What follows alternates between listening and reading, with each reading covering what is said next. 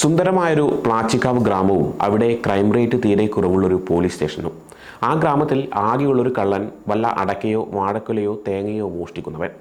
FIR പോലും ഇടാൻ പറ്റാത്ത ആ കള്ളൻ മാത്രമുള്ള ഒരു ഗ്രാമത്തിലെ പോലീസ് സ്റ്റേഷനിൽ എന്ത് ജോലി ഉണ്ടാവാനാണ്?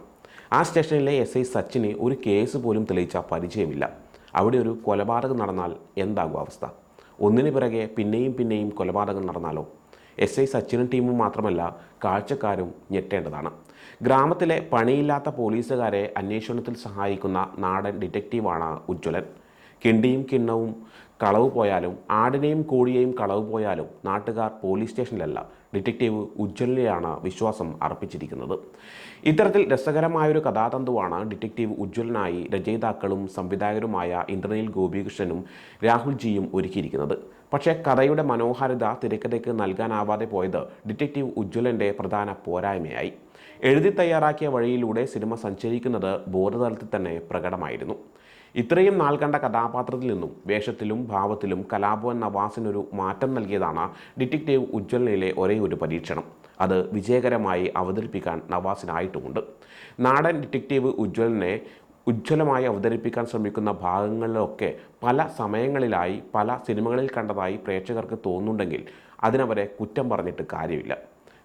കൊലയാളിയെ കാണുമ്പോൾ റോഷാക്കിലെ മുഖം മറച്ച ആസിഫ് അലിയെ ഓർമ്മിപ്പിക്കുന്നതും പ്രേക്ഷകരുടെ കുറ്റമായി കാണാനാകില്ല. പറഞ്ഞാൽ അനുസരിക്കാതിരിക്കുകയും ഭക്ഷണം കഴിക്കാതിരിക്കുകയും ചെയ്യുന്ന കുട്ടികളെ പേടിപ്പിക്കാൻ മലയാളികൾ പറയാറുള്ള കോക്കാച്ചിയുടെ ഇംഗ്ലീഷ് വേർഷനായ ബൂഗിമാനാണ് സിനിമയിൽ കൊലപാതക പരമ്പരകൾ നടത്തുന്ന സാങ്കല്പിക കഥാപാത്രം. ബൂഗിമാൻ്റെ കൊലപാതകം അന്വേഷിക്കാൻ വരുന്ന പോലീസ് സംഘത്തെ നയിക്കുന്നത് ശംഭു മഹാദേവനാണ്. അദ്ദേഹത്തിൻ്റെ സഹായികൾ കുഞ്ചാക്കോയും ബോബനും.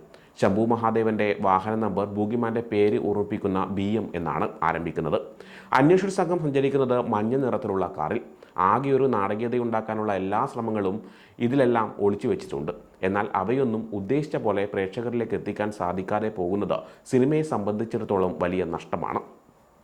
ധ്യാൻ ശ്രീനിവാസനാണ് ഡിറ്റക്റ്റീവ് ഉജ്ജ്വലൻ. അഭിമുഖങ്ങളിലെ ധ്യാനിൻ്റെ പതിവ് തട്ടും തടയും ശൈലിയുടെ പകുതി ഉണ്ടായിരുന്നെങ്കിൽ പോലും സിനിമ പ്രേക്ഷകർക്ക് കൂടുതൽ ആസ്വദിക്കാൻ സാധിക്കുമായിരുന്നു. വളരെ സാധാരണമായ ശരാശരി സിനിമയുടെ നിലവാരത്തിൽ നിന്നും മുകളിലേക്ക് എത്താൻ ഉജ്ജ്വലനും സംഘത്തിനും ഒരിടത്തു പോലും സാധിക്കുന്നില്ല. ക്രൈം, മിസ്റ്ററി, ത്രില്ലർ റോണറുകളൊന്നും അത്രമേൽ സ്വാധീനിക്കുന്നേയില്ല.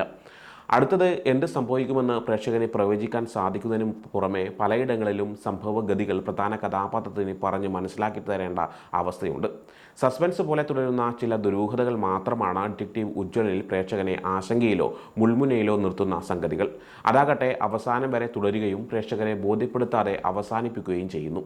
സിജി വിൽസൺ അവതരിപ്പിച്ച ശംഭു മഹാദേവൻ്റെ ചില സംസാരങ്ങൾ ഉജ്ജ്വലനുമായുള്ള ബന്ധത്തിൻ്റെ പാലങ്ങൾ തുറക്കാൻ ശ്രമിക്കുന്നുണ്ടെങ്കിലും അതിലേക്ക് കൂടുതൽ ആഴ്ന്നിറങ്ങാൻ പിന്നണി പ്രവർത്തകർ താല്പര്യം കാണിച്ചിട്ടില്ല. ചിലപ്പോൾ പ്രേക്ഷകരുടെ ചിന്തയ്ക്ക് വിടാനായി ആ കഥാപാത്രത്തെ അവശേഷിപ്പിച്ചതുമാവാം.